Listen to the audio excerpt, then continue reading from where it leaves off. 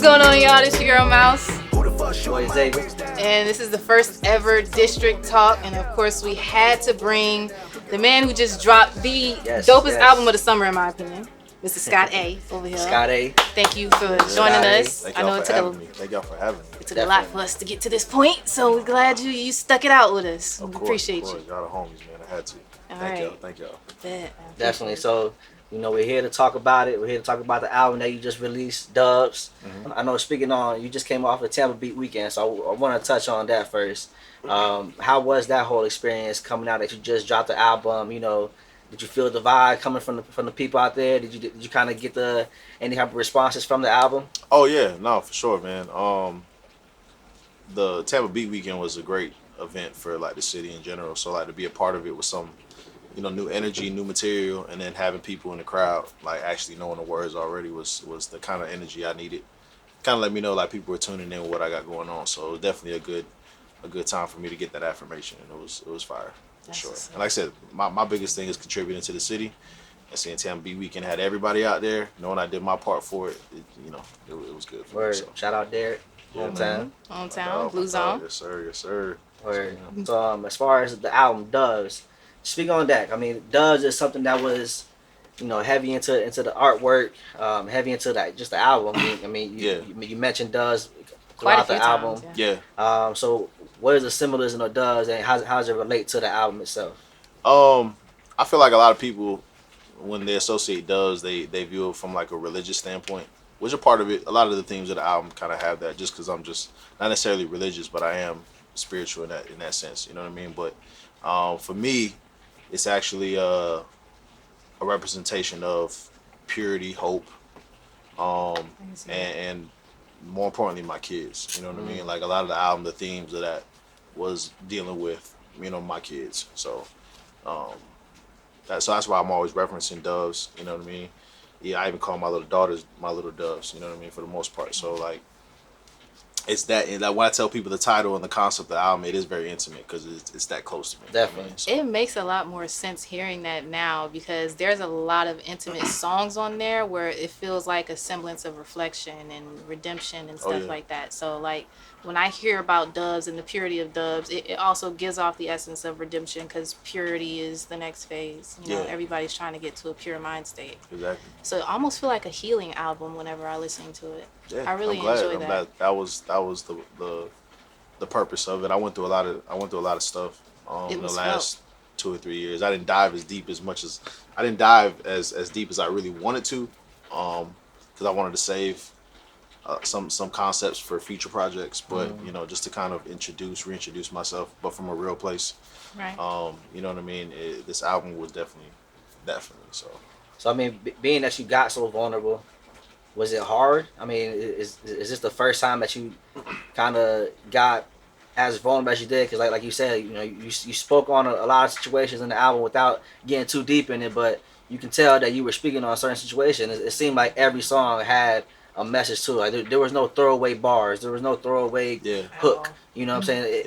Everything meant something. Yeah. So I mean, like, how was it being that vulnerable during that process? Did it come easy to you? Did it have to, did it actually you had to force yourself to be vulnerable? Not necessarily. I feel like people who like genuinely know me, they know I'm like always introspective. I'm always trying to be a better version of myself. I'm always talking about things that I could work on. You know what I mean? So like, this album was a lot. When I wrote the album, it was easy for me to just kind of tap into what I already naturally do. I guess probably the biggest challenge for me was probably like being that, because I can get very personal, very like very detailed about what I'm specifically talking about. But it was kind of like, am I going too far? Am I giving too much? You know what I mean? And that's what, to me, that was probably the main issue, was trying to figure out, how can I gauge myself from still keeping stuff to myself and not giving too much to everybody, where they can still kind of get what I'm saying. Because for me, I'd rather you feel me. You may not understand everything I'm talking about there, because I also wanted to leave room for interpretation. Definitely. For what people wanted to, when they listen to it, what did they feel about it? I don't want to be too direct about a lot of the concepts, but so that was probably the biggest battle, trying to balance that out, maybe. And that's definitely a tough feat. Yeah. Because sometimes you treat your music as a diary, which I was kind of getting at too. Like it was kind of a little bit of a diary for you. Yeah. The one thing I love though is that like the way you began the album Wings, that was in my opinion perfect beginning because you started off with I could hear doves outside my window. Like and then it just you hear the doves wings and then it goes into that beat and it just rides so smooth. I love that song so much. Thank you. Thank you. So my whole thing about the doves aspect of it, was the concept something you've always had in mind and then you built your album around it, or did you find the theme as you made music? Um, I feel like the seeds of the idea was they were there, but I feel like the more I created the album, I started because even when I came up with the idea, it was one of those revelation kind of things where it's like as I was creating, certain things were making more sense. You know what I mean? And that's why I feel like the album for me was also more therapeutic than anything. It's because when I wrote, I realized, oh, this is what I'm feeling. This is what I mean. When I just kind of had more understanding of what it meant to me, which I think kind of helps because it makes it more real for listeners because they know that when I'm actually saying it, it's genuine to me. You know what I mean? So it's like I said, I had a shell of an idea, but I feel like the more I created, the more I went through life, the more I went through situations, I was able to kind of tie in and just make more sense of it. So Definitely, yeah. I mean, that song Wings, it was a very strong start off. I mean, just because what you were saying, bitch, I might die today. You know what I'm saying? It's just like repeating that. And it was just like at first it was like, whoa, like what are we talking about here? But then it's like as you go on, like you're talking about just dealing with the struggles every day. Whether it's people that's trying to shoot your dream, shoot your wings down, yeah. or just dealing with that type of battle. So I mean. How do you get into that mindset, dealing with those things, being a creative, Yeah. and, having to deal with just those battles that you go through every day, whether it be in your creative process or just on day-to-day basis, what do you do to kind of help you through that? Outside of music? I mean, yeah, outside of music, if you use music, I'm sure you do. To be real, music is like my biggest thing, man. It's just because a lot of, like I said, the last few years were like a really tough time for me. So if I didn't write it, I probably wouldn't have healed. Because a lot of times, like writing the songs, like when you said when you heard "Bitch, I Might Die Today," when I was writing that, I was like, "Motherfuckers gonna think I'm suicidal." You don't think I'm suicidal, but like I knew what I meant. Yeah. And it was like, oh, this is what I mean when I say that, because it came out of me naturally. I literally I freestyled the hook and went straight into just recording it, and all of that was emotion. And it was just like, but it made sense to me. And it was like, when I say that, it wasn't like a suicidal thought. It was like the version of me that I thought I knew of myself died. You know what I mean? But, a lot of let's say music, mainly just writing has kind of like helped me understand, like, okay, this is where I am at in this season, and this is how I feel in this moment. So that's been the main thing for me. Is like I try not to use any other vices to kind of get past that, which I do touch on in the album. Other vices that I try to, but for the most part, it's always been the music that kind of got me through the shit. You know what I mean? Definitely. So I mean, the process. Do you write? Do you freestyle? Is it a little bit mixture of both, or it's a mixture of both. It's a mixture of both. I used to, back in the day, I used to always write pen to paper. When I took my hiatus and didn't create music, like for the public, I would always write in my car. It was like a thing where I would play instrumentals, and because I have bad memory, to be real with you, I have bad memory. So like to help me work on my memory, I used to drive around, play instrumentals, and then just try to build verses or songs off my memory alone. So it was doing the brain exercises that like Jay and like Lil Wayne and them do. Like, so I tried doing that, and then once I got better at doing that, I started incorporating, the writing, because sometimes it's just seeing words. I realized when when you're reading all those things, it kind of just adds to that vocabulary, it adds to the creativity. So I didn't want to fully take it away. So I just kind of do a mixture of both, depending on what the song brings. Like the verses, to be real, the verses on Wings, for example, that whole song was like a freestyle. I didn't write anything. I was just mic in front of me, and I was just adding as I went. And like, what was I feeling? What was I going through? Man. And it's like, this is what my mind is telling me. Sometimes I just let my mind and my emotions in that moment kind of bring out what I don't even know that I'm actually feeling. You know what I mean? So that was one of those songs. It was like more of a freestyle than a written song. And that ended up being the first song to open up too. Yeah, So that's that's saying something, man. Wow. Yes, sir. That brings a little bit more purity to the track too, because it's like it's just the essence of it being right off the dome, straight into the mic. Like that's raw feelings, pure feelings right there. I like that. And that makes me love the song even more now. So I'm just gonna make sure when my system get finished, it's the first song I'm gonna play. That's what's up. All right. So what made you like begin your journey in music, and who were like some of your major influences that kind of brought you up in the game?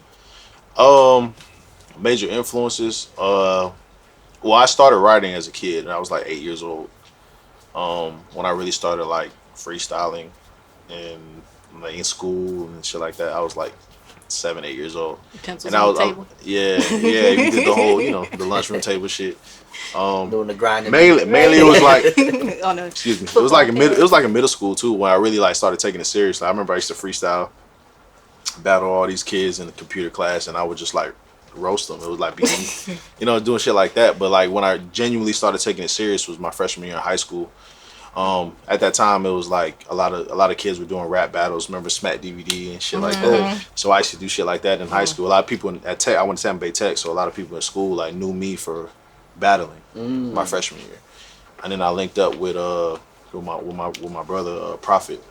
Him and I went to Tech freshman year, and we started a group with a couple other guys. And then we had this mentor who pretty much took us under his wing, and like my freshman year of high school, like he would take us to recording studios, and my first ever session was at Deep Productions, and he had us in a 10-hour boot camp because he was already managing to like older guys, so they kind of mentored us on how to create songs and how this is how you write a verse. This is 16 bars. This is what a chorus is. This is what a bridge is. These are things you got to look for. You know what I mean? Beat selection is important. You know what I mean? So to start with, I always give credit to my guy Matt and my Prophet, because we always had that friendly competition, me and Prophet, when we was kids.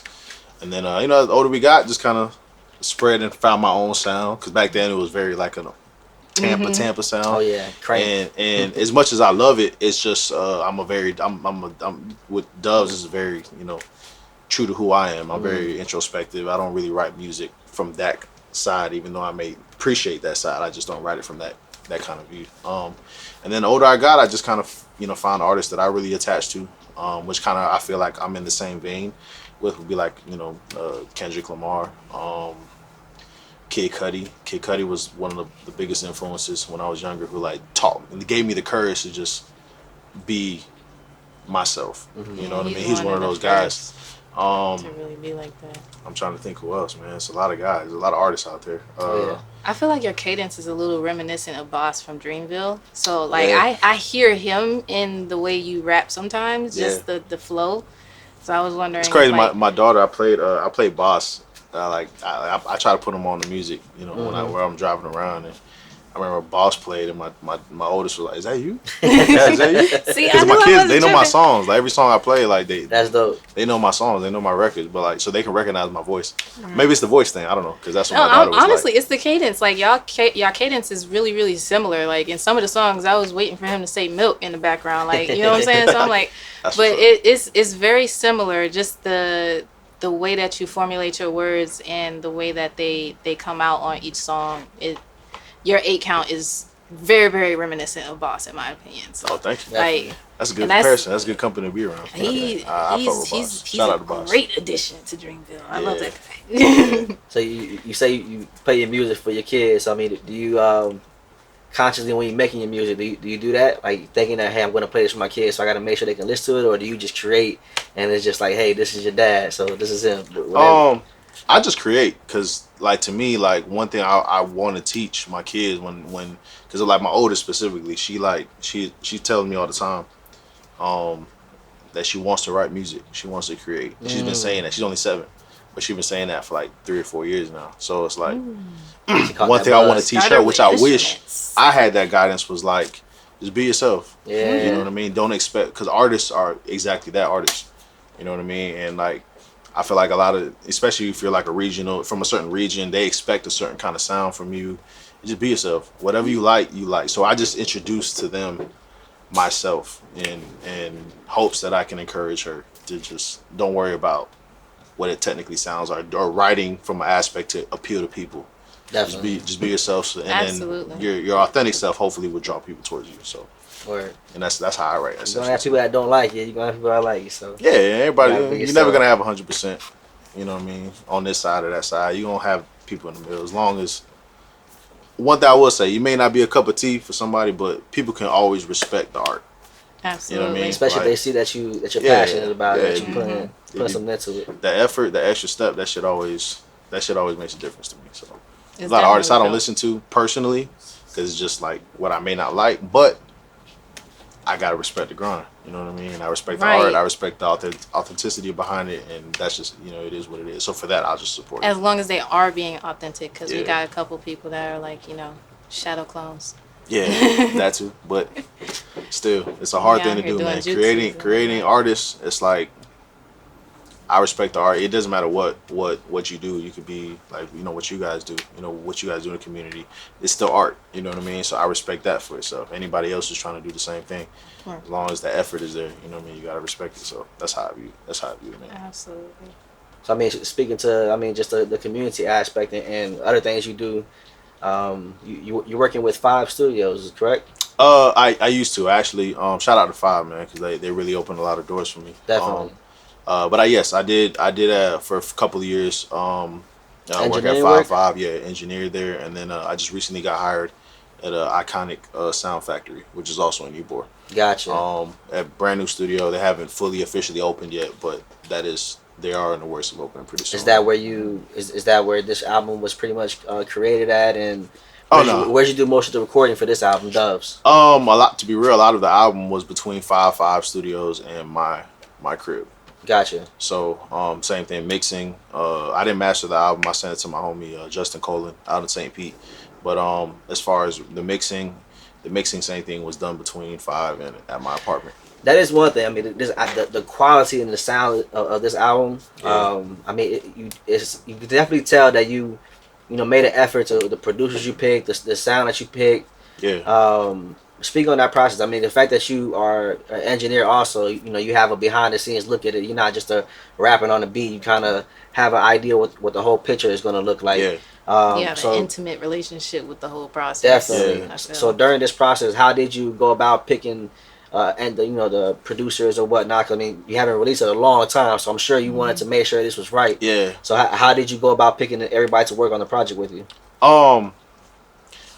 Man. Was it organic? It had definitely organic. It was the process was really different for me because like as much as the community may remember me, it's like I didn't put anything out for so long. I don't think a lot of people in the community knew what I would sound like anymore. Like they just Gotcha. have ideas of what I used to sound like. So sometimes when I would go to artists or producers for beats, they'll send me something that sounded like 2011, 2010 because they think like that's where I was. But I can't blame them. That's all I gave them. You know what I mean? So at first it was more like looking for YouTube producers because I'm a student. I feel like I keep up with the current sound. I'm not gonna stay back in what I put back then, but I would always study what the current sound is and what I actually like, what I'm appealing to. So at first it started with that, just kind of finding producers online, and then I actually towards the middle, second half of the album, I actually locked in with my guy Average. I see Which he's is all what up and through there production wise that's my and homie. also a feature. Yeah, he's my homie, and I actually shout out Deotric Williams and Sounds and On. They shared his work, and I saw his clip, and I was like, bro, who is this guy? And I realized he's from Tampa, and then I reached out like, hey, listen, I work at the studio. I'd love to just talk, chop it up with you, and just see, if we can bounce any ideas. And then in that day, I believe it was like the first or second session, we ended up making Rebel. Rebel is Rebel an was my amazing first track. record with him, where it was like, and I wrote that song in 20 minutes. I don't normally write that quick, and me personally, I like to dive deep and tap more into what I'm really thinking. But that one song, it just was so organic, and when it happened, I was like, nah, this dude is like, he was bouncing off my. He's like, nah, take out. You probably shouldn't say this here, or you should say this there, or we'll take out the drums in this part. And I was like, oh, no, this dude's producing me. He's not creating a beat and just telling me, hey, do whatever you want. He started producing me. And he was listening to what I was saying and was like, yeah, we'll do this part here, or I'll bring in the sample. We'll have like the intro starts off with the filtered audio in the beginning. That was his idea. So it seems like y'all had like a chemistry almost off rip. Yeah, and then that's why I really like just sometimes it's about building those connections where it's like he saw how I work. he respected, you know, my pen, and I respected his input, and that's when I feel like the album started coming together. Because at first it just had multiple sounds of just different ideas. Because I feel like I can do so many different things. I was just trying. Let me just get this idea off. Let me just do this. Let me do that. But once I locked in with my guy, it was just okay. Now we have something that we can actually solidify, and then we can start building on that. So then, if I had any previous idea, he would add touches to that, just to kind of make it feel cohesive throughout. So Definitely. yeah, it was a cool process. First time I ever went through that, where I actually had somebody produce me, it was like, this is what it feels like. You know, this is what Nas feels like when he's working with Hit Boy. It's all about finding the right people. Yeah. So yeah, no, it was. I mean, do you feel like you would have been open to that? You know, when you were creating music last time, was somebody so hands on, or no, don't say that here, no, don't say that there. Oh man, I was talking to Derek, man. It was like back then, my biggest issue was that I didn't let people help me.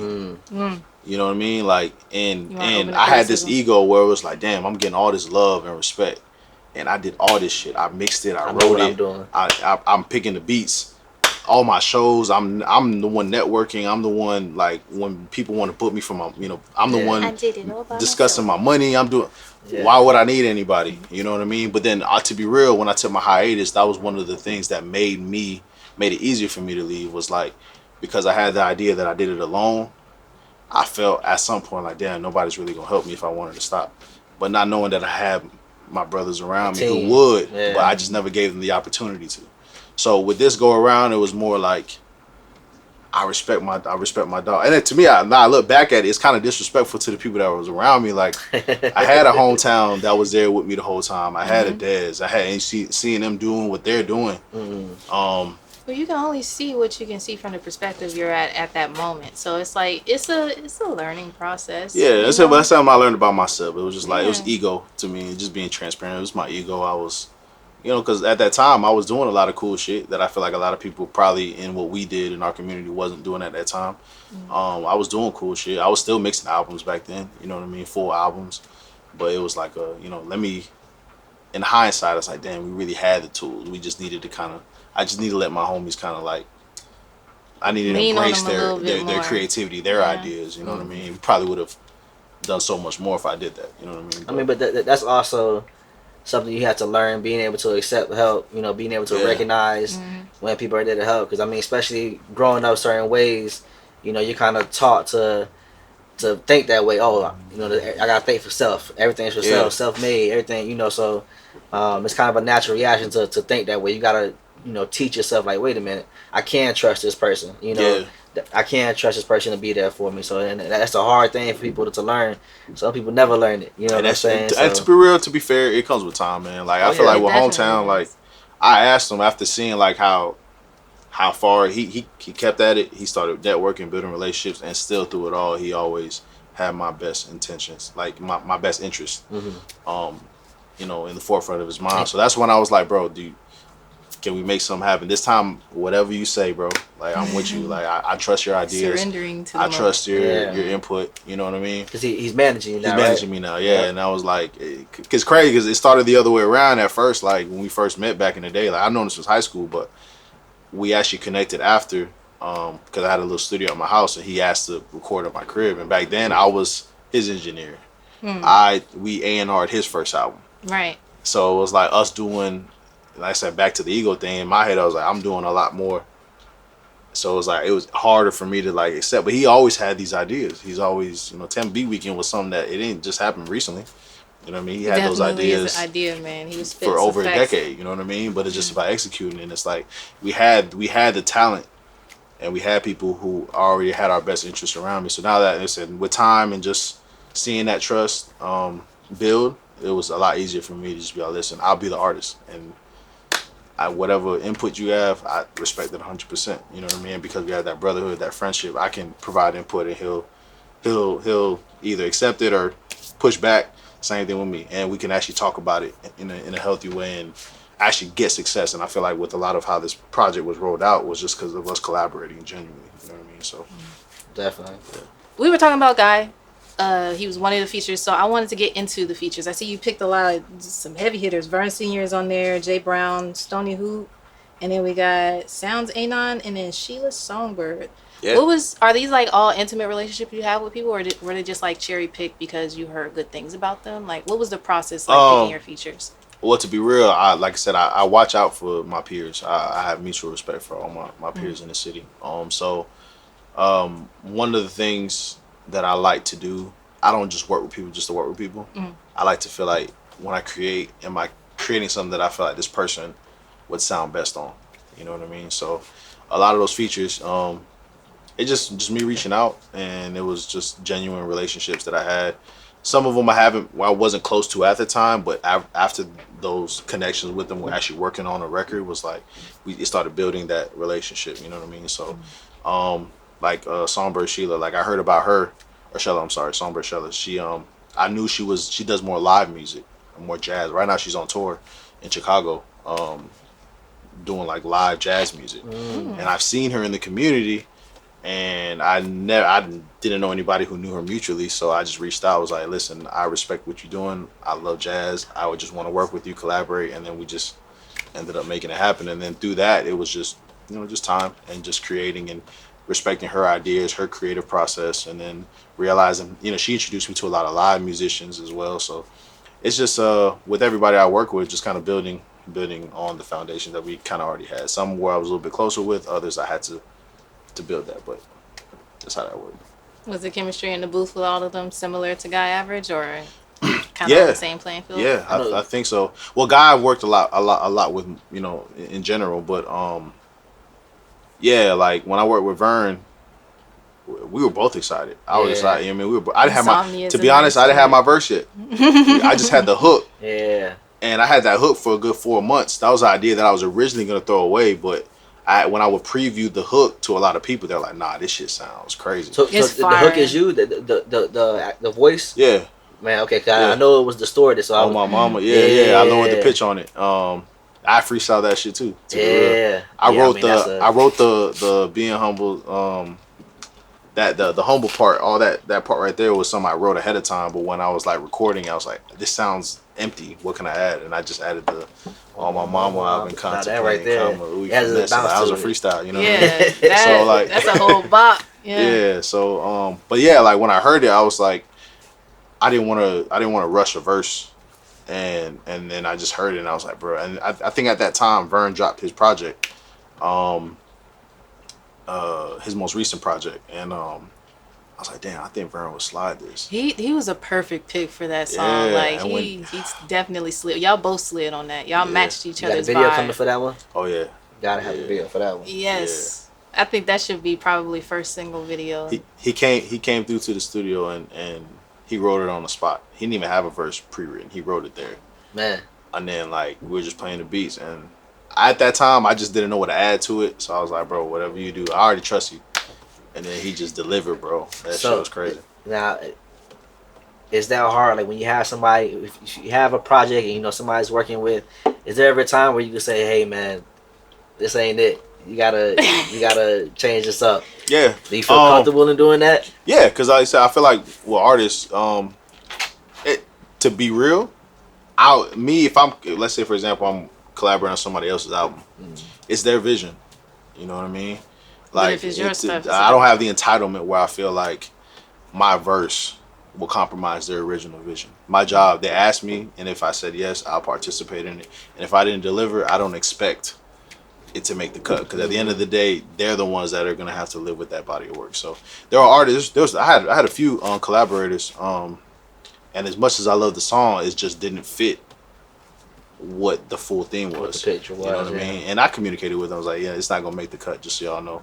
If you see the track list, don't feel no type of way. It was like, it's still love. We have, other records that we could probably get into, but just that one specifically just didn't make it. You know what I mean? And some that I didn't think would make it ended up making it because it just fit. You know what I mean? So it is what it is. And I realized with this album, it's a lot. Nothing is really for sure. You can have a vision essentially, but the creativity is just happens. You know what I mean? So sometimes you realize certain dots connect, others don't, and then you just gotta live with that. You know what I mean? So I honestly wanted to talk about, because now that we're talking about insomnia, I'm noticing that you getting real cocky so to speak. Yeah. You taking that humble jacket off and you telling people who you really are. And I really like that you're like braggadocious. Right, braggadocious. That's the term. What's your favorite like braggadocious track that you made on this album, where you just like letting people know this is like I dog walk you like.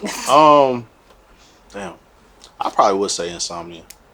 I feel like you would show I feel like your saying ass on that Insomnia. one. Yeah, I probably say Insomnia. Because you came in like being humble never got me. Like you came in letting them know like being humble ain't give me nothing. Like yeah. Because to be real, I feel like a lot of people when like I said my first project for those who did listen to it was like I was very like humble. I don't know. It was like very like introspective and only in that lane. I probably had one song. Yeah, and I feel like it kind of boxed me in and like it made people think that I'm like this safe type of artist, but it's like no, bro. I have an ego. I have pride. I have confidence. You know what I mean? I feel some type of way about a lot of shit. I'm a human being. You know what I mean? I take stuff personal. Yeah, I take stuff personal. I feel like it's my first time where I was like really like, and even then I held back a lot, but I was like showing people like, yeah, I get pissed off. I see shit that shit pisses me off. You know what I mean? I'm here. You know what I mean? I deserve my respect, but at the same time, I still have that love for everybody. Like, don't get it twisted. But I feel like that's like the balance that we need. You know what I mean? I feel like the first half of the album, I was trying to show the storyline was more of it just me being like, I didn't give a fuck, and then once it clicked that shit don't even fucking matter. That's when I kind of got more introspective towards like the later half of the album. So like the first half had a lot of that. I noticed that. Braggadocious, more of the up-tempo songs because I was like trying to get off whatever negative feelings or egotistical feelings I had. You know what I mean? So it's like, hey, I do this shit. Don't fuck with me. Yeah. All right, I'm chilling now. Like that's kind of what it was. It was like no in between, but it still transitioned so seamlessly. Like I said, it's I don't know if I said it here, but I told them. It's definitely a ride album. Like I can throw this on and while I'm driving on a road trip and just let the whole thing rock, no skip throughs. So I love the way that you pieced all of your tracks together to where they flow pretty effortlessly into one another. Was like picking the track listing and like, cause I know track list is its own headache. Like, was that like long for you, or did you just know which track was going where? Like, you built it the way it was for a reason. At first I didn't know. I had talks with people that are close to me, like Gats. Shout out to Gats. That's my brother. Like I had one of the initial stages of the album, the beginning stage of the album, with the songs I had and feelings that we had and concepts that I had built. We had discussions on what songs we should probably start the album off with. And then once I started building more of it, it was like, okay, now I'm starting to see it. But like what really turned it was when I wrote Karma. Because Karma to me felt like it was like the perfect opportunity for me to switch. That really second like, phase of Karma that slowed down. Where it was like, okay, now we're starting to bring more intimate concepts, more like, because I wanted to highlight both. So like that was the part where it's like, okay, now I have songs here, I have songs here.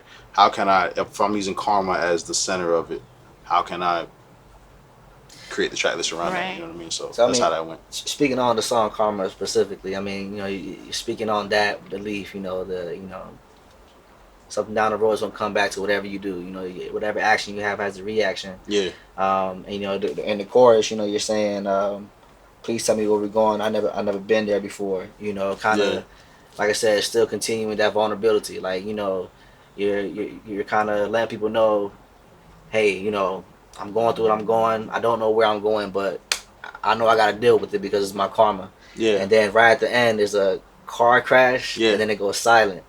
And then, you know, it speaks on, I think the next word is silence hurts, sometimes kill. People want to talk for real. I have nothing to say right now. Yeah. Right? And I feel like, you know, that's highly relatable. Everybody has been through that time where it's like, yeah, I am going through something. I know I have to speak. I know there's people that love me, but there's nothing I can say right now. You know what I'm saying? So speak on those times where it's like, you know, having to get through those moments. Like you said, you have kids. You know, you got responsibilities. You know, gotta show up. You gotta get up. You know, you can't just lay in the bed all day. I don't want to talk to nobody. Nah, you can't do that. Yeah. So, you know, just kind of speak on what do you use to motivate you during those times. I mean, if you have figured out, you know, because we are still learning. So. Yeah, no, definitely. I'm still learning it out, but during the time when I wrote that song, because to me that concept of that song was me saying like I'm sitting in the passenger seat of my consequences. So it's like I realized like it's my fault. but I'm You not the ain't one got no behind the control. wheel. You know what I mean? But I can't be mad at it. So the whole time, I wanted to give off the feeling of anxiety. Like I'm scared, but at the same time, acceptance. Like it is, I'm blaming me. I'm not blaming nobody else on that. You know what I mean? And then like when I heard God create that interlude, it was like that's literally what happened. Once you crash and you realize like I have to now accept what I'm going through.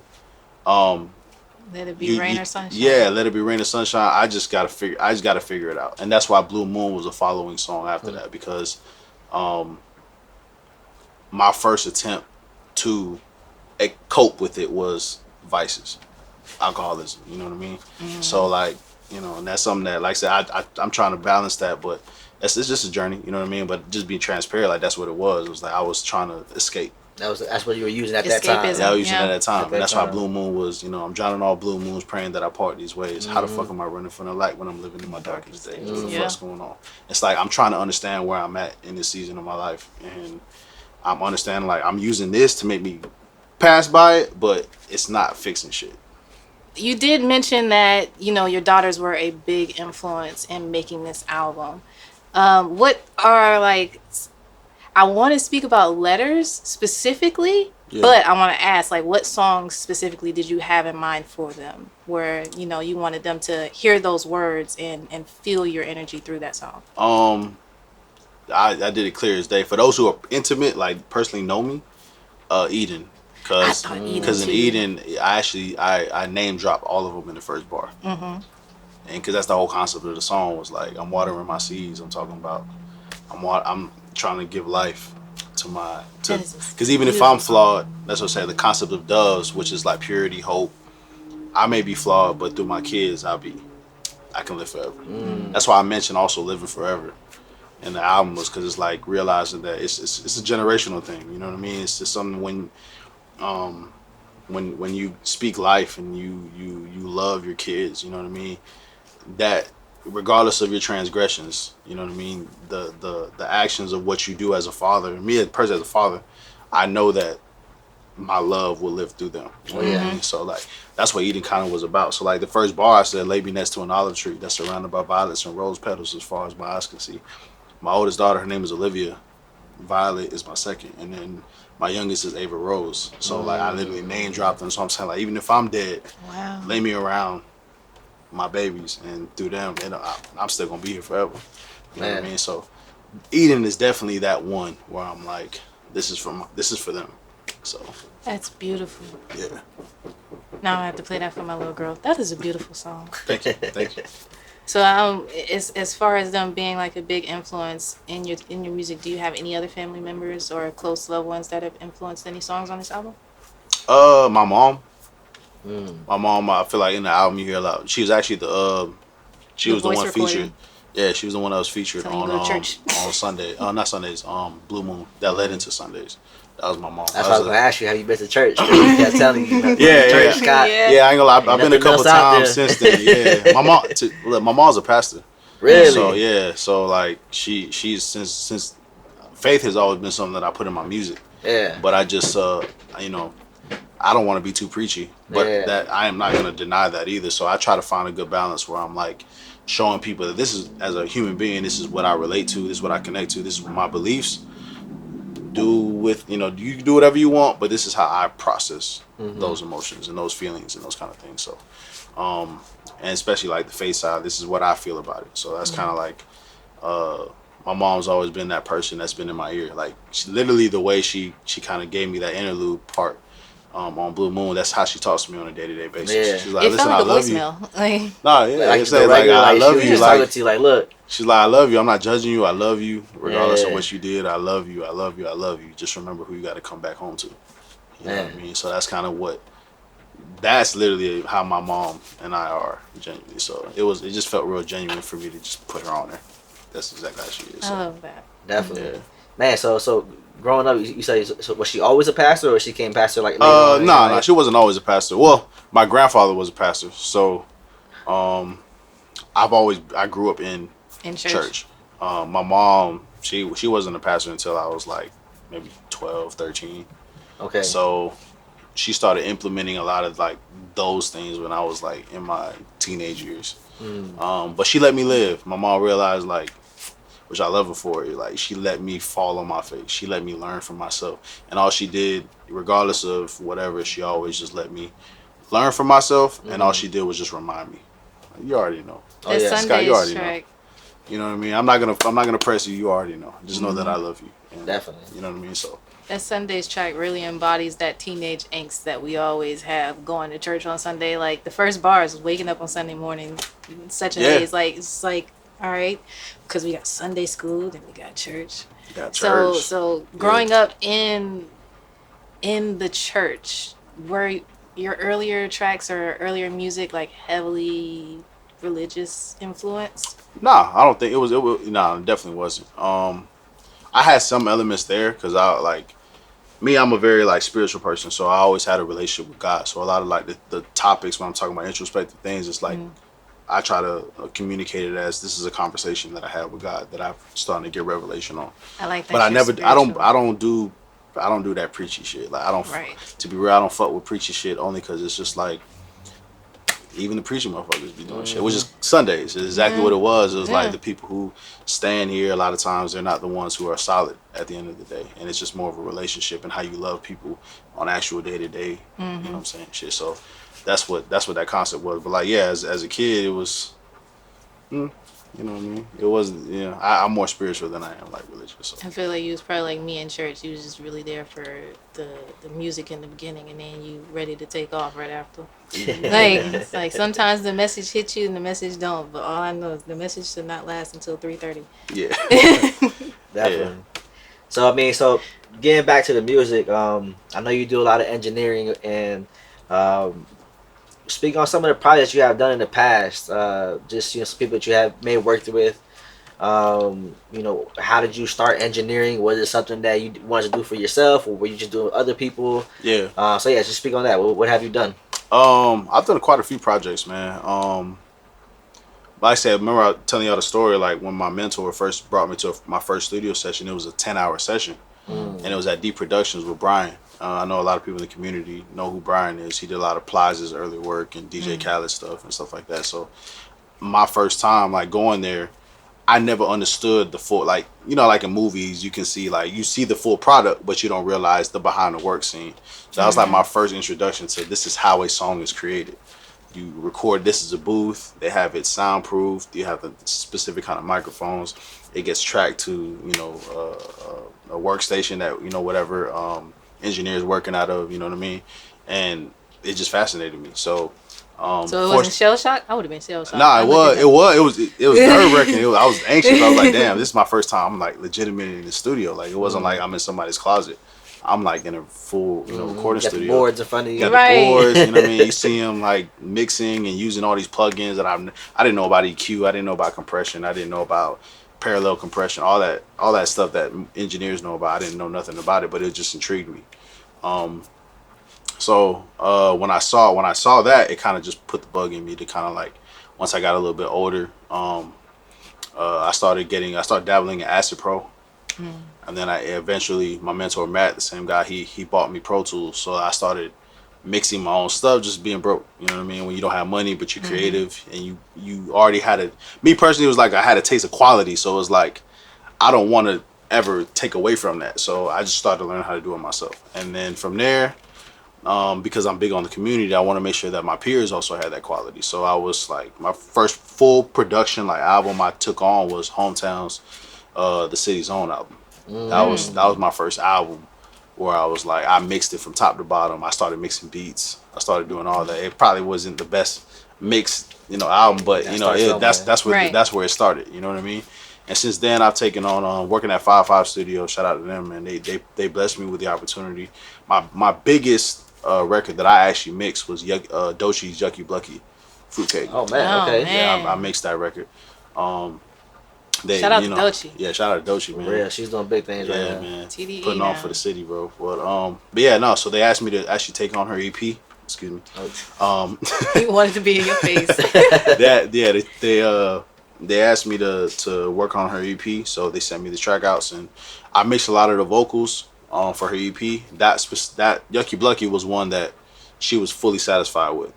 So when I sent it to her, she was like, thumbs up. But the other records, we reproduced it. So I did the vocals on those, and then we had Sean Callahan from 5-5. He produced and made those records, and then we came out with the or she came out with the All the Places Will Go EP that kind of got everybody on in the city. So, Man. but that was probably like the biggest record I mixed, and then since then I did Gats's album, the Robbers Project. Gats, shout out Gats. Yeah, shout out to Gats. I did Gats's earlier work, like the Blue Tape. He probably doesn't want to talk about it, but the Blue Tape, I did that as well. I did a Sorrows album. Shout out to Asaru, and my own album, and this is just a few more up and coming rappers like Jewel, this dope MC from New York and New Jersey. I'm sorry, her name's Jewel. I did her project as well. So now you have something. Speaking of Gats, you have something coming up with him, right? But what exactly are you guys doing over there? So we Drop City Collective, man. It's just exactly what it what the name is, a collective of just all the talented artists that we love and respect in the city. So that's the next project that I'll be fully working on, mixing behind the scenes, you know what I mean, outside of my own work. I saw that y'all just dropped the single XXL, right? Yeah, XXL Freestyle dropped last Friday.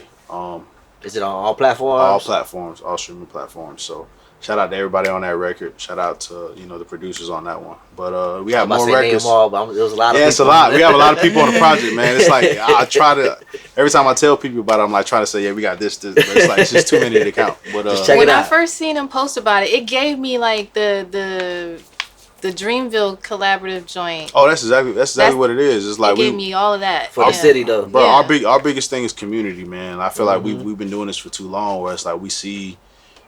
At the end of the day, like with Doechii, for example, like to be real, we dropped it close to that because Doechii just made a XXL freshman. Right. So it's like we already had the XXL freestyle, has that same feeling. So it was like one of ours made it, bro. So let's show what we still got back home. So it's kind of one of those things. But is it gonna be a whole project with that? Oh, it's a whole project. No, yeah.